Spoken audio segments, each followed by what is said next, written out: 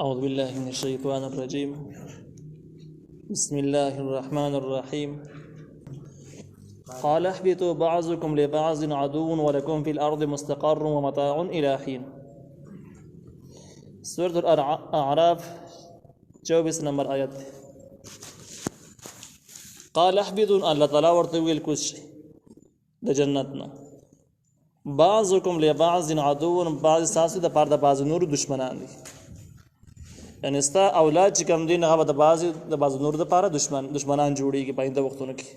ځکه منځ کې شیطان مصیبت پیدا شو او د شیطان په وجه د انسانانو منځ کې دشمنیان لازمي را پیدا کی په معمولی خبرو ولوي لخي رواني. ولکم استاسو د پاره په الارض بزما کې مستقر زید مستقل پات کېدو دي، ومتاع او د فائدې د الہین تر یو وخت پورې، ان مرګ د وخت پورې بتاس بزما کیږي دلته کې بتاس اوسېږي د دې دنیا نه فائدې حاصله وي، د ژوند کوم اسباب چې کوم دي هغه بتاس استعمالوي. قال ان الله ويل فيها تحيون، تاسو بده ازما کې ژوند تیروي، وفيها تموتون، بده ازما کې بتاس مړ کېږي، ومنها تخرجون، د دې ځمکې نه به دوباره راایستل کېږي، د قیامت په ورځ باندې ژوند کېږي راایستل کېږي. نو دا فيها تحيون تاسو به دې کې ژوند تیروي، دا په اعتبار د عامي قاعده مطابق چې عمومي قاعده دار چې انسانانو بزمه کې ژوند تیروي. البته ځینې ژوندونونه داسې دي چې غرض مکه نه بغیر هم تیر شوي دي روان دي،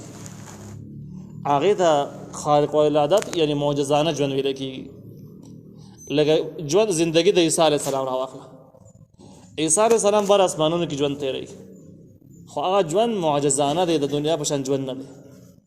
عیسی علیه السلام په اسمانونو کې په دې طریقه باندې ژوند دی چې هغه انساني ضرورت په حال نه لري،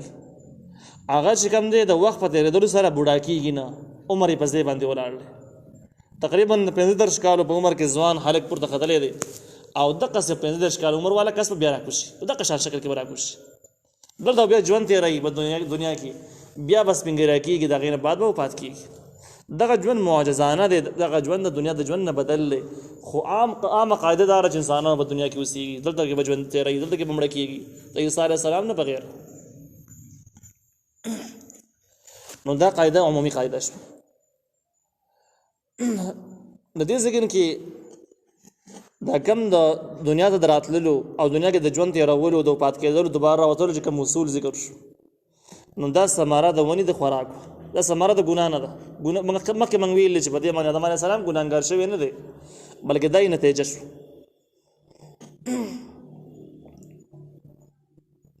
الله تعالی وایي یا بني آدم، ای اولاد د آدم علیه السلام، قد انزلنا، یقینا موږ نازل کړی دی، علیکم تاسو ته لباسن کپړې، یواري چې پټای سوآتکم عورتونه ستاسو، وریشن او داسې کپړې چې هم ستاسو حفاظت کوي او هم د حسن دپاره استعمالیږي. دې ځکه کې د کپړې بحث شروع شو او د کپړې د نعمت او د اهمیت باندې بحث دی او دغه مضمون دی. مخکې د دې ځکه نه پورې د یا بني آدم پورې د آدم علیه السلام او د حوا علیه السلام او د شیطان واقعه سرته ورسېده. په دغه واقع کې تاسو ولیدل چې آدم علیه السلام او د شیطان چې دشمنی پیدا شوله، نو شیطان اولنۍ حمله په لباس باندې وکړه او آدم علیه السلام له برسې کار کې دوکه ورکړه چې هغې په وجه باندې کپړې لرې شوې. معرف القرآن په دې باندې یو تفسیري مضمون لیکلی دی او وایي له دې نه معلومېږي دا چې د ایمان نه وروسته اهمترین شی د انسان پرده ده. نو چې څومره د ایمان نه وروسته د پردې اهمیت سیوا د مانځه نه مخکې دی، د روژې نه مخکې دی، د حج نه مخکې دی، نو شیطان دغه مضمونونه پیژني، نو ځکه یې غټه حمله یې په پرده باندې وکړه. بیا وایي چې شیطان د قیامته پورې څومره د اسلام خلاف منصبي دي، نو ټولو نه غټې حملې په شرعي پرده باندې دي، په پرده باندې غټې حملې دي. وجه دا دی د ایمان نه وروسته اهمترین شی د پرده ده.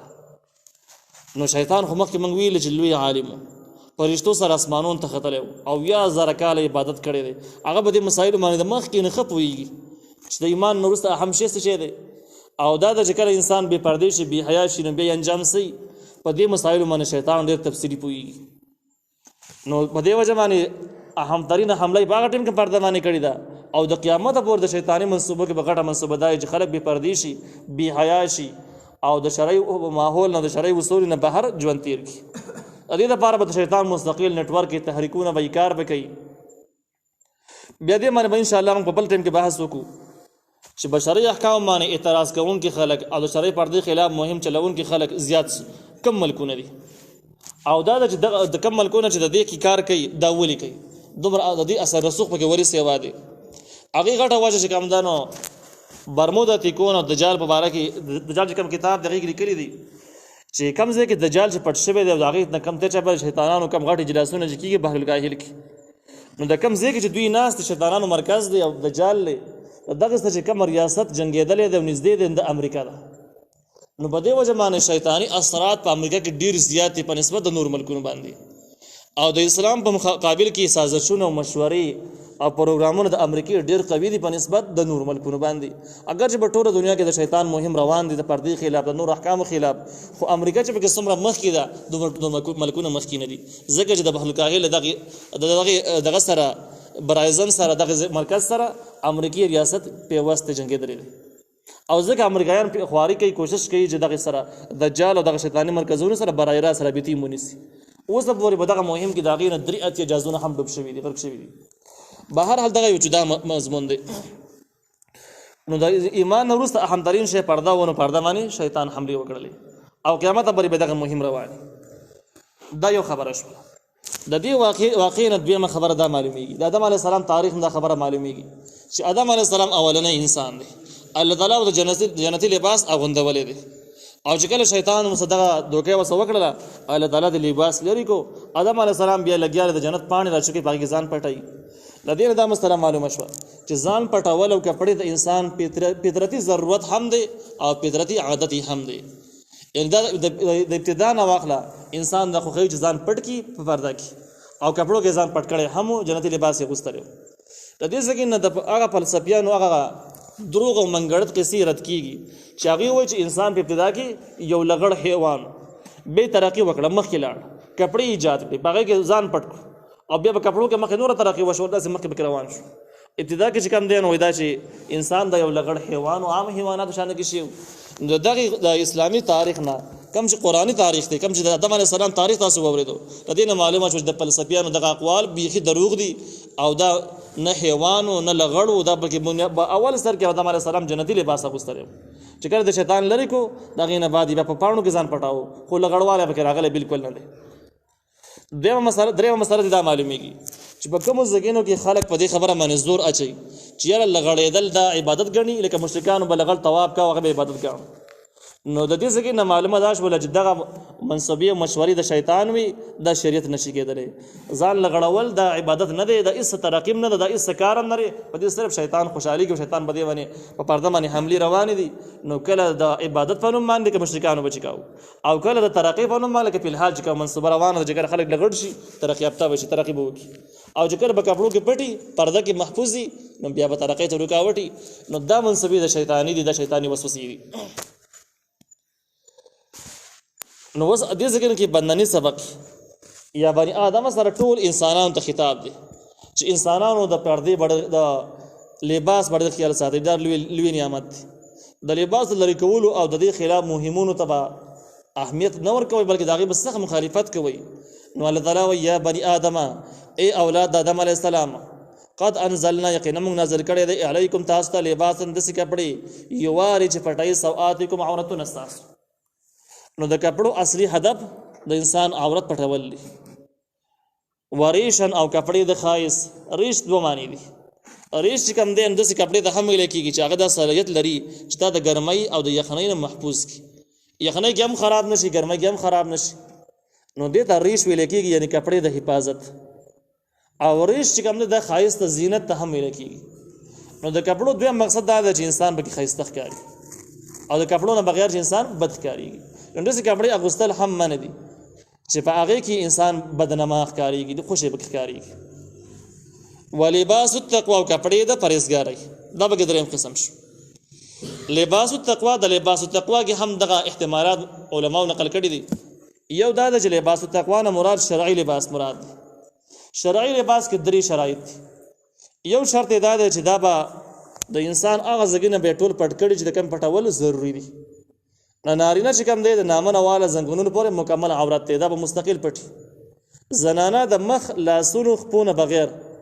ټول بدن به هر ټیم پټ ساتي دغه ځګینه لاسونه خپل مخ د بکور کې ښکارا کولای شي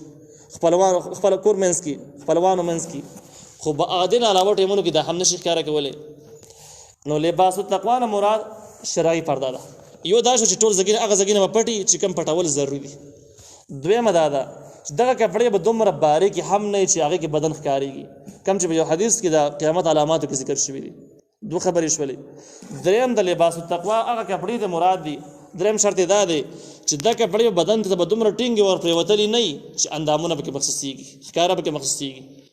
دا کله چې دا شرایط راغونډ شي نو د لباس التقوا شرعي لباس ویل کی او جب دې کم زګین هم کټ کېدو کم شرط هم لري کېدو شرعي لباس ختم شو خراب شو او شرعي لباس نه دویم احتمال کم چې عبد الله ابن عباس رضی الله عنه نقل کړی دی تفسیر روح المانی باغ من تحقیق کړی دی چې د لباس التقوا نه مراد پرهیزګاری ته مراد ده او دې کې به اهم ترین نکته ته اشاره ده چې تاسو پټېدل د عیبونو او پټېدل د بدن دا یوازې په کپړو سره نه کیږي بلکې دې سره سم پرهیزګاری بنیادی شی دی چې تاسو د الله تعالی د مخالفت نه ځان ساتئ او د الله تعالی احکام عملی کوئ د لباس التقوا پرهیزګاری ویل کیږي نو لباس التقوا نه مراد د لباس څخه به زائد دی د دې نه مراد پرهیزګاری او دې کې اهم سبقونو ته اشاره ده هغه دا دی چې انسان کپڑے غسل کپړو کې ځان پټ کړي او ډېر احتیاط کوي چې بس ښکارا باندې ګناه ونه کم چې خلک می ویني او ځان هم کپړو کې پټ ساتي خو بدی انسان کې تقوا او پرهیزګاری پکې نشته د الله یاره پکې نشته د دې انسان نه برسه جرمونه کیږي چې دا برخکاره کیږي دنیا به یې او دنیا ته برسوا کیږي او شرمنده کیږي نو وای د دې نه معلومه شوه چې د الله تعالی د عذابونو نه ځان ساتل د خلکو د تهمتونو نه ځان بچ کول خلکو د بد عیبونو نه ځان بچ کول هغه سره لازم خبردار ته پرهیزګاری لاره به اختیار کی هغه کارونه نه ځان ساتي چې کم کارونه الله تعالی منع کړی دي هغه کارونه به لازمی عملی کې چې کم تمام شریعت لازمی کړی دي دغه د لباس التقوا ویل کیږي د انسان د کامیابی لپاره اهم ترین شی د تقوا ده تقوا چې کله نه کپړې واځي کپړو باندې هم ته پټ پاتې کېدې نشي عیبونه به سرګندېږي دنیا بدی ذالک خیر دا تقوا ډیر غوړه ده ذالک من آیات الله دا د نخو د الله تعالی نه دی لعلهم یذکرون دې د فار د خلق نصیحت قبول کی نو دا د قیامت پورې د لباس حکم شو چې د کپړو بدل خیال ساتي او په دې لار کې شیطان دوکه نه کی شیطان د ایمان نورسته غټه حمله په لباس باندې